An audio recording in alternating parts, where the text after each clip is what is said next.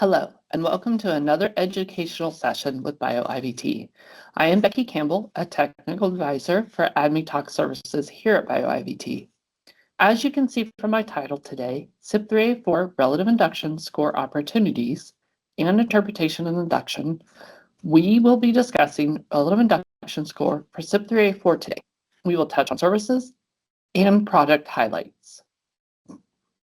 So what does a CYP induction study do? It assesses the potential of drug candidates to induce the expression of drug-metabolizing enzymes and therefore predicts the in vivo drug-drug interaction potential. This is important because, as you might know, CYP enzymes are the most important class of drug-metabolizing enzymes, and it is estimated that over 50% of all drugs are metabolized by this class of enzymes. So if the activity of a CYP enzyme changes, it can have a drastic effect on the metabolism of these drugs. In other words, CYP induction increases the risk for drug-drug interactions. If the CYP enzyme is induced and increases its activity, that can lead to increased metabolism of co-administered drugs. This in turn can decrease or increase their therapeutic effect. This simple figure illustrates the principle. On one side, we have the situation under normal or standard conditions. Drug 1 is taken by a patient. It is metabolized, and in this example, metabolized by CYP3A4. The resulting exposure, clearance, and efficacy is as predicted and intended. Now, if a patient takes drug 1 and drug 2, the situation can change. In this case, drug 2 is a CYP3A4 inducer, which will lead to an increase of CYP3A4 enzyme and normally to an increase in CYP3A4 activity. As a result, drug 1 will be metabolized faster. That means that there's a shorter exposure of drug 1 in the body, and therefore efficacy is likely to be reduced. So it is obvious that understanding a drug candidate's induction potential is critical and supports the evaluation for the risk of drug-drug interactions. Regulatory agencies understand the increased risk with CYP induction, therefore evaluating CYP induction for CYP1A2, 2B6, and 3A4 is required by the ICH-N12 guidance. In addition, if CYP3A4 is shown to be an inducer, it is recommended that CYP2C8, 2C9, and 2C19 induction are also assessed. I want to mention two examples where CYP induction has played an important part in drug-drug interactions. The first example is with oral contraceptives. Estrogens and progesterones, the two active ingredients in oral contraceptives, are primarily metabolized by CYP3A4. A patient needs to be cautious if she also has to take the antibiotic rifampicin to treat gram-positive or mycobacterial infections such as tuberculosis. This is because rifampicin is a strong CYP3A4 inducer, so the hormones and the oral contraceptive are metabolized faster, which will lower the efficacy, which for obvious reasons might lead to unwanted results such as an unexpected pregnancy. Another example is St. John's wort, which is a natural supplement used for different indications such as mild depression. The substance in St. John's wort, hyperformin, is a strong CYP3A4 inducer. As a result, St. John's wort is known to cause drug-drug interactions. One of these is with cyclosporin, which is an immunosuppressant and often given to organ transplant patients. As in the previous example, if St. John's wort and cyclosporin are taken at the same time, it causes cyclosporin to be metabolized too quickly. This results in weaker therapeutic effects. In other words, weaker immunosuppression and a possible transplant rejection. You have induction. Now what? The ICH-N12 guidance defines in vitro induction as increases caused by a test article in mRNA expression in a concentration-dependent manner and a fold change of CYP mRNA greater than twofold at test article concentrations that are less than or equal to 50 times unbound Cmax.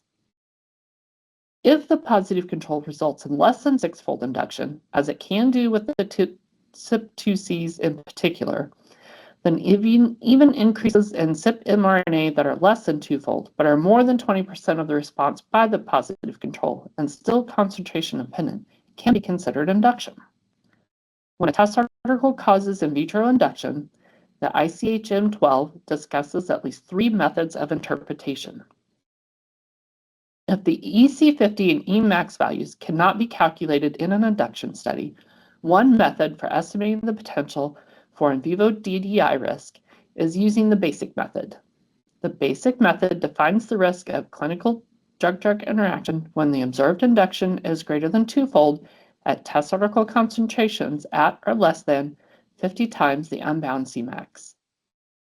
If the unbound Cmax is known for the test article and the EC50 and Emax values were able to be calculated in the induction study, an alternative method for determining the risk of clinical drug-drug interaction is the basic kinetic model or calculating the R value. As you can see in the formula, all 3 values are required to calculate the R value. If the R value is greater than 0.8, there is little risk of clinical drug-drug interaction. If the unbound Cmax is not known, the formula can be reorganized to determine the unbound Cmax concentration that would trigger a clinical drug-drug interaction by setting the R value to 0.8. Finally, with the correlation method, the magnitude of induction caused by the test article is directly compared to the magnitude of induction caused by several known clinical inducers, from non-inducers to strong clinical inducers, all of them in vitro inducers of the enzyme of interest. This is the focus today. To use the correlation method, first, historical drug-drug interaction induction data from clinical studies must be available for the compounds to be used as the comparators. The historical data needed is the AUC ratio of sensitive substrates in the absence and presence of an investigational drug. For CYP3A4, this would be the clinical studies using midazolam as the substrate. According to the ICH-M12, there should be 8 or more inducers covering the full induction potency range for clinical induction, including at least 2 weak inducers. This is the main reason the correlation method works best with CYP3A4, the limited data available for other CYP in vitro inducers. The unbound Cmax for the comparator inducers is also needed. Once the 8 or more comparators are chosen, each lot of human hepatocytes to be used for the correlation method in induction studies will be treated with the comparators, with enough concentrations to determine EC50 and Emax values, usually 5 to 7 concentrations. The EC50 and Emax values are determined by nonlinear regression, creating S-shaped curves as shown in the next slide.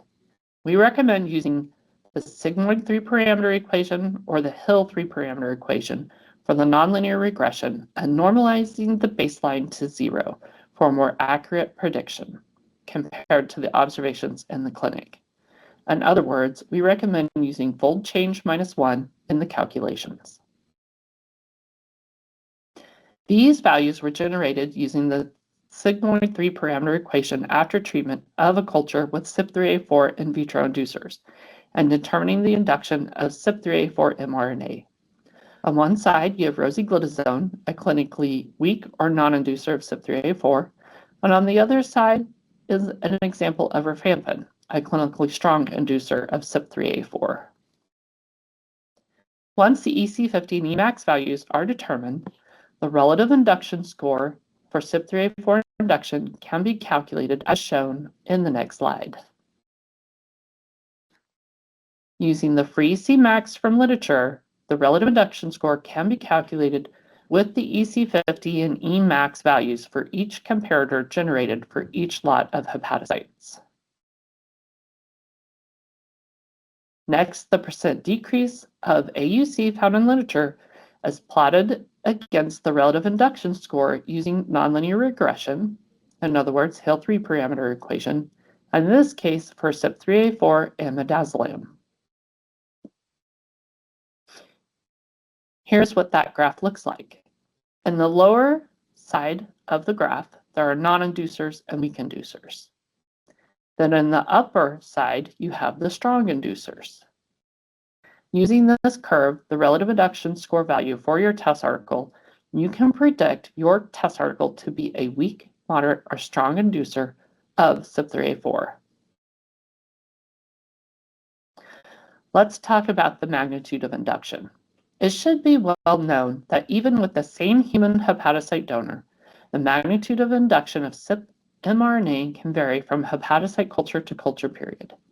So how does that impact your results when evaluating the induction of CYP enzymes using mRNA as the endpoint? With the correlation method, this variability has very little impact as shown in this graph. If the compound is a strong inducer, such as rifampin, whether the EC50 is calculated to be as high as 2.8 micromolar or as low as 0.32 micromolar, the relative induction score still comes out as a strong inducer for rifampin.